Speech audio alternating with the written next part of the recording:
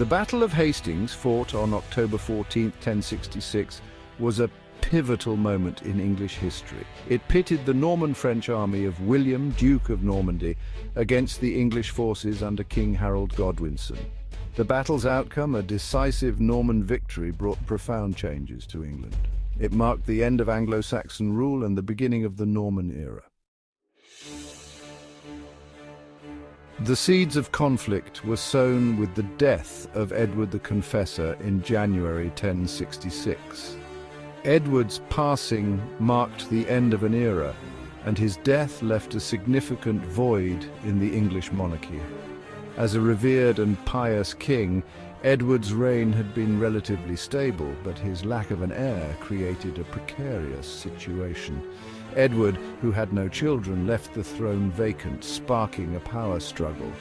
The throne, now empty, became a symbol of the uncertainty and turmoil that would soon engulf the kingdom. The English court, draped in mourning, was rife with anxiety and speculation about the future. Several contenders emerged, each claiming their right to be king.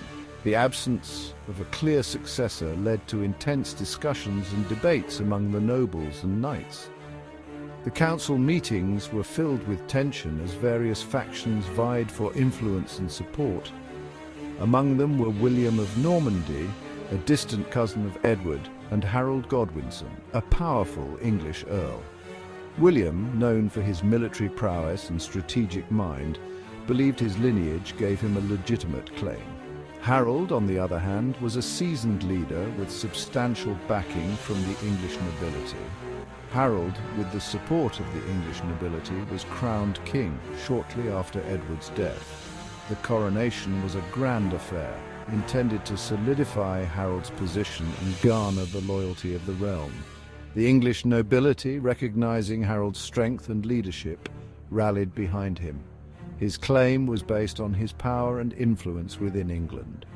Harold's authority was evident as he presided over councils and made decisive moves to secure his rule. His leadership was crucial in maintaining order during this turbulent period. William, however, considered himself the rightful heir. His determination was unwavering, and he was prepared to go to great lengths to assert his claim. William's ambition and strategic acumen made him a formidable contender. He accused Harold of breaking a previous oath to support his claim. This accusation added a personal vendetta to the political conflict, further intensifying the rivalry between the two men. The broken oath became a pivotal point of contention. Fueled by anger and ambition, William assembled a large army and fleet, preparing to invade England and seize the throne by force. The preparations for invasion were meticulous, with William rallying his forces and securing the necessary resources for a successful campaign. The stage was set for a monumental clash that would determine the fate of the English crown. William the Conqueror, as he would later be known, was a skilled military leader, known for his ruthlessness and ambition. He had overcome adversity in his youth to consolidate his power in Normandy. Harold Godwinson, on the other hand, was a seasoned warrior and a respected leader within England. He had proven his military prowess in previous battles. The clash between these two formidable figures would decide the fate of England. William's invasion force landed at Pevensey Bay in September 1066. Harold, having just defeated another rival in the north, marched his army south to confront the Norman threat. The two armies met near Hastings, on a hillside now marked by the famous battlefield. The English, taking up a defensive position on the high ground, formed a formidable shield wall. Their axes, wielded with deadly force, posed a significant challenge to the Norman invaders. William's army, composed of cavalry, infantry and archers, attacked with waves of assaults. The Normans relied on their cavalry chargers and archers to break through the English lines. The battle raged for hours, a brutal back-and-forth struggle for supremacy. The air was thick with the clash of swords and the cries of warriors, each side determined to claim victory. The ground beneath them was stained with the blood of countless fallen soldiers, a testament to the ferocity of the conflict. The Norman cavalry, hampered by the uphill charge and the solid English defences, struggled to break through. The English shield wall stood firm, a seemingly impenetrable barrier that repelled wave after wave of Norman assaults. The Normans, despite their best efforts, found themselves repeatedly pushed back, their horses slipping on the uneven terrain. A pivotal moment came when a rumour spread through the Norman ranks that William had fallen. Panic began to set in as the news travelled like wildfire, causing confusion and fear among the troops. The sight of their comrades faltering only added to the growing sense of dread. Seeing their leader down, the Norman troops began to waver. The once cohesive force started to fragment, with soldiers looking to one another in uncertainty. The English, sensing an opportunity, intensified their efforts, hoping to capitalize on the apparent disarray within the Norman ranks. William, however, was very much alive. He had been momentarily unseated, but quickly regained his composure. His presence on the battlefield was crucial, and he knew that the fate of the battle hinged on his ability to inspire his men. He rallied his troops, riding through the ranks and removing his helmet to show his face. This bold gesture was a clear signal to his men that he was still in command. His voice rang out above the din of battle, urging his soldiers to stand firm and fight on. This act of defiance reinvigorated the Norman soldiers. Their fear and uncertainty melted away, replaced by a renewed sense of purpose and determination. The sight of their leader, unbowed and resolute, filled them with a fierce resolve to turn the tide of the battle. They pressed their attack with renewed vigor, exploiting a gap in the English lines. The Normans, now driven by a collective surge of energy, launched a series of coordinated assaults that began to break the English defences. The once impenetrable shield wall started to crumble under the relentless pressure. The tide of the battle began to turn in favour of the Normans. With each passing moment, the momentum shifted and the Normans pushed forward, their victory seeming more certain with every step. The battlefield, once a scene of chaos and uncertainty, now echoed with the triumphant cries of the advancing Norman troops. The death of Harold, struck down by an arrow through the eye, according to legend, broke the English resistance. Demoralized and leaderless, the English forces were routed. The Battle of Hastings ended in a decisive victory for William the Conqueror. William, after securing the battlefield, did not immediately march on London. He consolidated his position in the south, securing supplies and receiving the submission of various towns. His strategy was to demonstrate his strength and make it clear that he was now the master of England. The Norman Conquest, beginning with the Battle of Hastings, had profound and lasting consequences for England. William's victory ushered in a new era, marking the end of Anglo-Saxon rule and the beginning of Norman dominance.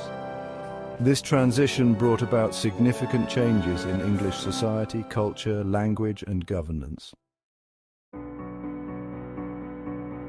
One of the most immediate impacts of the Norman Conquest was the introduction of a new ruling class. This was not just a simple change of leadership, but a complete overhaul of the existing power structure. Norman lords replaced English nobles, receiving lands confiscated from those who had opposed William. This redistribution of land was a strategic move to ensure loyalty and control over the newly conquered territory. This shift in power reshaped the English aristocracy and led to the establishment of a new social order. The old Anglo-Saxon elite were largely displaced, and the new Norman rulers brought with them different customs, laws, and ways of governance. The Norman Conquest also had a profound impact on the English language. The introduction of Norman French into the English court and administration created a linguistic divide that would influence the development of the English language for centuries to come. French, the language of the Norman court, became the language of the elite. This meant that for several generations, the ruling class and the common people spoke different languages, which affected everything from legal proceedings to everyday communication. This linguistic divide influenced the development of English, leading to the incorporation of many French words and phrases. Over time, this blending of languages enriched the English vocabulary, making it more diverse and nuanced. William, crowned King William I on Christmas Day 1066, consolidated his control over England. His coronation was not just a ceremonial event, but a powerful statement of his authority and legitimacy as the new ruler. He established a centralized government, replacing the more fragmented Anglo-Saxon system. This centralization allowed for more efficient administration and control, laying the groundwork for the modern English state. He ordered the compilation of the Domesday Book, a comprehensive survey of landholdings in England, to assert his authority and establish a system of taxation.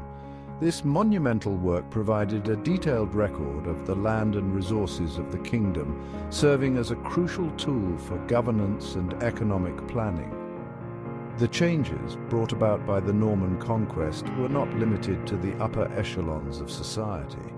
The lives of ordinary people were also transformed as new laws, taxes, and feudal obligations were imposed.